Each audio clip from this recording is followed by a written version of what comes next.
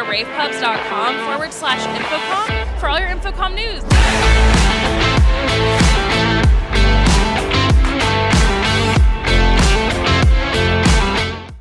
Hey everyone, Steph Beckett here at InfoComm 2026 here at the HP booth and joined by Greg Baribault. How are you? Good. Hi, Steph. How are you?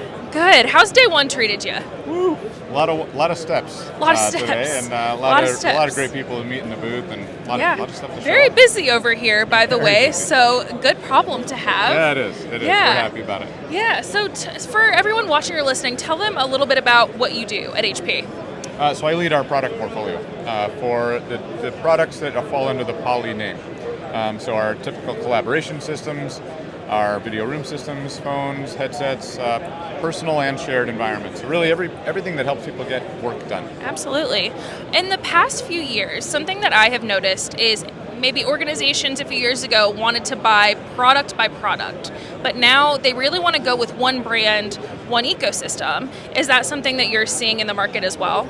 Yeah, absolutely. And I think that's a byproduct of portfolios that were somewhat incomplete. Mm-hmm. And so there was a need to equip a certain size room or a certain environment to go out and find something bespoke for that space. Now what we're seeing is, especially looking at the HP portfolio, completeness of everything that we offer. So we have small, medium, large, we have Windows, we have Android, we support Teams and Google and Zoom. Mm-hmm. And what we're showing here today, of course, is bringing the management and insights platform together into one. So now we can unify the management, the deployment, and the insights from all of those devices in a common way.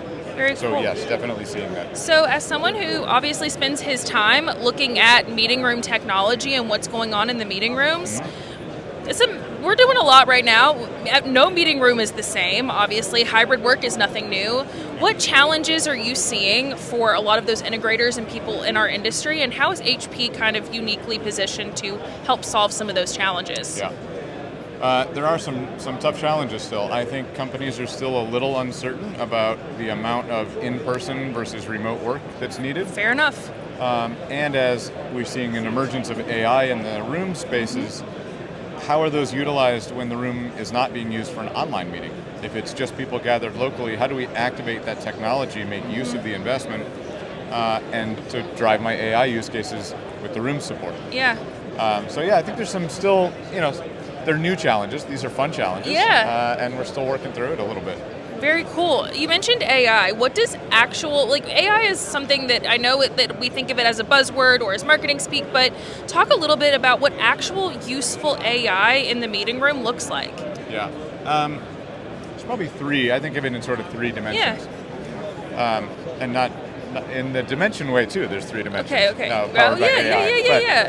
Three different ways. I think AI to offload user need to interact with the system in the room. We want rooms to be, you walk in, the room just starts working. You don't have to control cameras. You don't have to, change audio settings. AI understands the context of what's happening, and the right things just happen. There is an evolution of that where most meetings have people that don't speak, but they do react. They nod. There's a lot of body language in a typical meeting. Yeah. Getting cameras that are framing and capturing all of that content and communication, even when it's not spoken. We're leveraging AI for that. We're showing a technology that automatically switches cameras in the room based on where people are looking. And the third, I think, is really emerging. The third is bringing agents into that space. And how do we activate either personal or meeting-based agents to really help offload some of the work that people do in the room? Nobody should be taking notes anymore. Yeah. Nobody should be having diarized, attributed transcriptions mm-hmm. that don't have attribution to people anymore. Yeah. And those are all AI capabilities that I think they're still kind of finding their place. But they're getting They're close. kind of still finding their stride. Like we're seeing a lot of those, but I don't think we're leveraging it as much as we could be yet. Yeah, totally agree. So, these are exciting challenges and exciting things to solve. Yes, indeed. So another thing that I'm noticing is at what point in the meeting room does the technology become invisible? Mm-hmm. Are we in a space where we don't want to see it anymore? We just want it to be there and just kind of work and it's not our problem? Tell me about your thoughts on that. I love this question. So internally we call this Ambient AI. Yeah. We want the room to fade into the background. and just completely work on my behalf. Nobody wants to pay attention to camera switching and audio behavior. They want to focus on the job at hand, their meeting, their discussion, and being productive, having great impact. The last thing anyone wants to do is control the room. Right. So, or learn how to control the room. So I think technology that just disappears, automatically behaves based on the context of the conversation. Favorite example, you walk up to that whiteboard and start writing. The camera should just automatically detect that and share it with the remote audience. And context, content, awareness, AI can solve that problem. And how is HP kind of positioned to be able to help solve that problem too? Like what are your offerings there? So we're doing a lot with AI in the room, especially around video and that sort of automatic switching. We also just today announced 2 new room compute systems. So these are new Windows-based systems for Teams and Zoom. They both have a 50 TOPS NPU on board. So by putting that NPU on board, it means we can offload to the edge a lot of this extra AI processing. We don't have to depend on the cloud. We can do a lot in the room. You get faster response time, more privacy.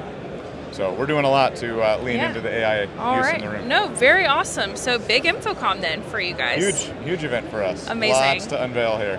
Well, Greg, last question for you. Where can people find more about HP and your line of meeting room tech? So the newsroom on hp.com is the best place to start. We have all the announcements from today.